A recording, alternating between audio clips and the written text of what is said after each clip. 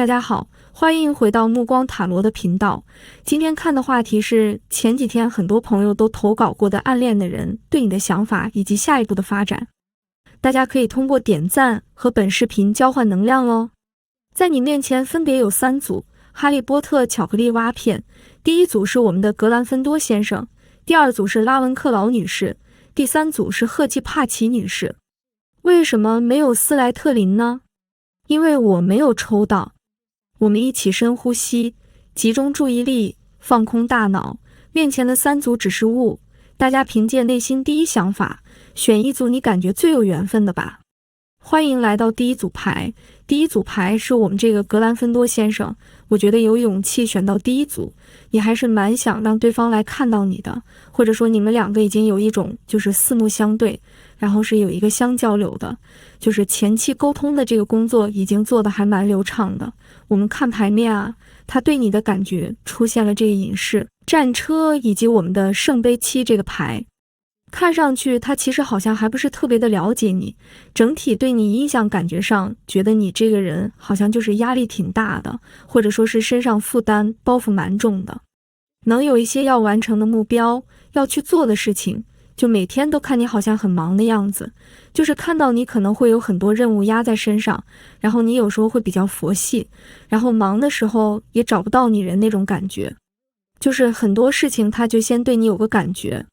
有个大概的印象，然后后来会发现好像不是那么一回事情，在他眼里他会觉得你还是蛮有神秘感的，因为隐士加战车，每次你就是探头露出来这么一点点讯息给到他的时候，第2天或者下一个什么事情发生，就是战车又会换一副面貌，好像你这个人形象在他身心里又伟岸了起来。好比方说你今天穿的是这款衣服，让他觉得你这个人是这种类型的，然后呢你第2天突然换了一个不同的风格，他就会觉得说你这个人还蛮有点小多变的，或者说你这个人的底蕴还是很深厚的，尤其是再加一个圣杯7的催化，他对你还是存在着很多美好的幻想，或者说他觉得你这个人可挖掘的地方挺多的，就是没有哪一种固定的风格或者标签能够去形容你，但是整体感觉会觉得你这个人就还是比较内敛，比较文雅那种乖巧的类型，就是给他印象，他不会想象出你会做出什么很疯狂的、超出常理的事情。这里的整体能量在他那边的印象当中是偏向于稳定的。虽然你可能会有不同的风格、不同的性格的面相，但是整体能量在他那边看来，他觉得自己就是可以 hold 住的，没有什么违背常规，或者是违背一种他经验之外理解的部分。然后整体感觉你身材就是小小只，然后比较被动那种类型，有点含羞草那种感觉，从外表上看。但是圣杯7会觉得说他会有不理解你的地方，也许是因为你们的兴趣爱好，有些部分是让他觉得比较神秘的，或者之前没有接触到过的，也或者是你的工作领域啊，或者是喜欢吃东西、喜欢听的音乐、看的电影、休闲时间玩耍的一些东西，有一部分是他目前可能理解不了，或者是他有种好奇心，想看看你到底是怎么玩的。这个牌整体感觉，我会觉得这个人他对你是有初步的一个观察，或者他是对你有留意的。我们看看下面这个发展的牌，现在出现了权杖女皇、圣杯8以及这个恶魔，进展还蛮神奇的。有一方会装死，或者说是故意在对方面前刷存在感，就跟别人去打得很熟络，然后让你看到，来试图通过这种方式引起你的注意，然后会出现那种刚下眉头却上心头，或者是反复上头跟下头，在这2者之间来回拉扯的一个感觉。但恶魔牌这边其实奠定了这段感情它是有牵连的，或者说这段暗恋是能够得到一个现实的反馈跟结果的，无论什么结果，他都是能够知道对方对你基本的态度，以及他会明了你的心意。但这个时候就可能要观察一下，如果是他对你示好或者主动的时候，是否是建立在了解你心性、了解你性格的基础上，还是说他就是为了满足某种情感的需要来迎合你。这组牌的话，可能你这边也可能反过来。你这边会比较缠对方的身子，然后对方其实还蛮寡淡的，反正两方中间会出现某种就是各自需求不太一样的地方。然后先有一个人就装死，然后另外一个人就去别的地方刷存在感来试图引起注意。最后其实阴差阳错会有一个就是互相明了心意的时间点，就在开春后没多久，后面就开始某种勾连。这组还是就是恶魔这边定位，还是有缘分去盘一盘这个对象的。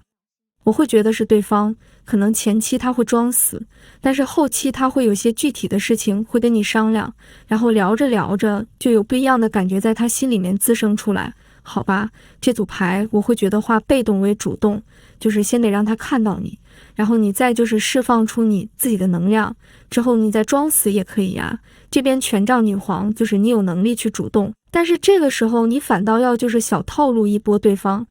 然后他这边就会有一个好奇，然后会来因为某些事情跟你产生一个联动，然后发展出一些故事出来。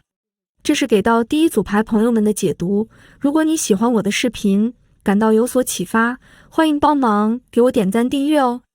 欢迎来到第二组，第二组的巧克力蛙片是这个拉克劳女士，也是当代最聪明的这个女巫，这样子的一个能量。我们看一下第二组，她对你的感觉出现了，这边是宝剑骑士，然后是宝剑四以及月亮牌。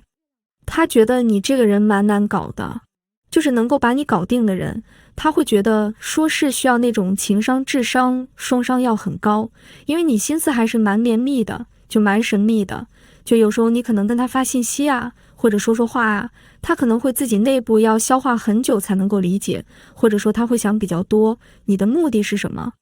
会给他一种话里带话，然后他会去反复掂量，反复去研究你到底想要表达什么这种感觉。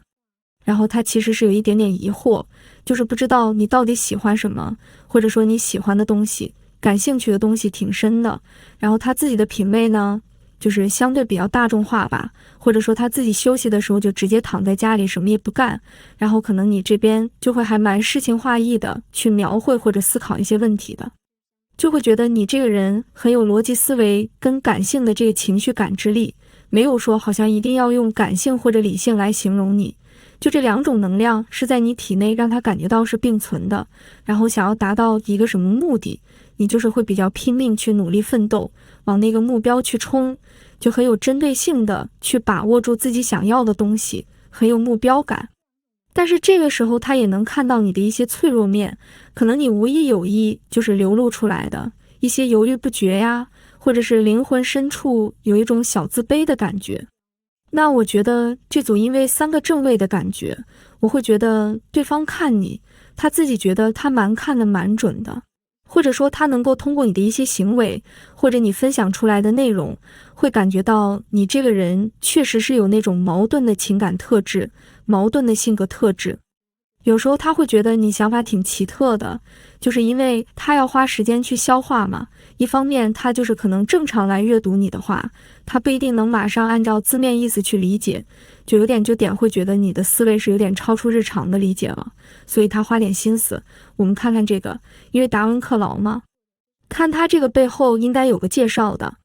就关于拉文克劳女士这边说是她是学院的创始人之一，确实是当时候最聪明的女巫。然后也是因为他的死因也是个谜，就这我也不知道，就是他是被人伤害过的，然后就直接可能被伤害过就去世了，因为一些事情击碎了他的心。然后他的女儿就是 Helena， 就是那个灰衣女士，就成为了拉文克劳的守护幽灵。那所以觉得这个月亮的这个能量还蛮符合这组的，就是他会觉得你有内在的智慧，内在的沉淀，有些想法就是只有你能够产生，让他会觉得辨识度很高，就其他人不会有你这些想法，甚至是比较反叛性，比较对抗性的那种能量，所以他能够感觉到你身体里面蕴藏的就是那种有待开局，有待爆发的小宇宙的感觉。他觉得你这个人蛮有想法的，我觉得他自己能够品出这几种感觉出来，说明他自己也不简单。但是说了这么多，我觉得就是情感方面，好像从牌面上我没有办法很具体的感觉到，我看到这是一个具体的客观的分析，对你这个人的把握，但是我好像没有办法感觉到他的情感。就这3张牌而言，我觉得它有星盘的部分，但是不好说这个情感能发展出什么东西来，他自己也比较混沌，比较疑惑不解的。其实下面3张发展牌出现了权杖4，然后这个是权杖国王、宝剑10，都是逆位的牌，就可以看出来还是蛮想跟你出去玩的，或者说你们俩未来会有一些机会，就是他帮你解决一些什么问题啊，或者是你会找他，他会找你，然后因为这种线下的能量比较强，我会觉得说他对你感觉里面，因为出现了这宫廷牌跟大牌能量，他会相对把自己放在比较低的位置，然后他就会因为这个想跟你有些简单的互动，就是那种先线下，然后在线上就一定要身体先有这种贴贴的这感觉，然后再是升华到精神灵魂意义的交流。那这个宝剑10这个交流也是蛮深入骨髓的，蛮透彻的，就是会让他有一种开掘出一个新世界的感觉。就这2个人，你们俩其实是那种就蛮适合在一起玩的，因为玩耍的时候嘛，2个人的能量频道是在同一个次元上，就他不需要去费尽心思去理解什么，就是这本身就接受你展现出来的自然的样子就好了，就是会享受这个玩耍的过程，还是蛮好的。然后他挺喜欢在线下，就是给到你一些帮助，就像成为你后盾一样，那种感觉还是蛮希望来帮你解决一些问题的。就是看上去你好像没有什么问题要找到他，但是如果你有问题的话，他觉得他能够帮助你，他也觉得会蛮荣幸的。但是最后那个宝剑10逆位，我会觉得2方中间会对这段关系有比较深的一个思考，就是每次见完面之后有一种感觉，2方中间起码有一方是特别会进行这种深的关于这段情感，关于这个世界，关于自己处境的一些思考，甚至也会可能写下来这种感觉。所以我会觉得这段关系它整体的对你的启发意义还是蛮大的，但是发展的过程会觉得玩的时候还是蛮开心蛮轻松的，所以就是可以多多创造一些这样线下见面的机会，可能会有一些不一样的惊喜发生。这是给到第2组牌的解读。如果你喜欢我的视频，感到有所启发，欢迎帮忙给我点赞订阅哦。欢迎来到第3组。第3组的整体能量比较亲和，比较稳定，因为只是物。我们看到这边是赫奇帕奇女士，我们一起来看一下她的一个介绍，就是说她是学院的这样的一个创始人之一，然后呢，她有些手艺还蛮不错的，就很多独家的配方、独家的秘籍，就是后来被沿用在霍格沃茨的一些典礼啊、晚宴上，面对蛮会烧菜的，就是特别可爱的一个老奶奶。第3组，其实她对你感觉也是蛮亲切，或者她是觉得过去她能感觉到你们俩之间是有缘分存在的，就可能有些很偶然的机会，你们就认识，然后有一些互动情感的链接上面，她会觉得这段关系不简单就不简单，然后心必视为，觉得你这个人还蛮好学的，就是那种学习中或者工作上就蛮兢兢业业的，蛮就是努力踏实肯干的这样一个小孩子。然后后面出现权杖5逆位，社交生活，他觉得从他的角度上看过去，觉得你蛮丰富的，或者他直接衍生出来，会觉得说你追求者应该不少，就有点不差他一个这种感觉。然后他就在那边静静看着你玩耍，这样子看着你就是晒吃喝晒玩的，晒自己生活的照片，就他觉得还蛮简单的，就是可以看到对方对你没有什么特别的深入去思考，你这个人他就是会擅长通过一些比较触手可得的信息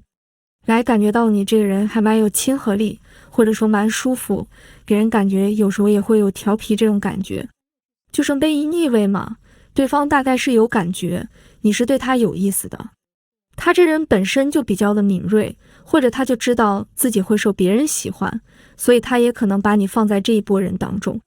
然后他会觉得你就是静如处子，动如脱兔，这个感觉就小孩子气，就看你有种看弟弟妹妹这种感觉。然后整体的这个未来的发展，宝剑8的逆位，未来发展还蛮戏剧化的，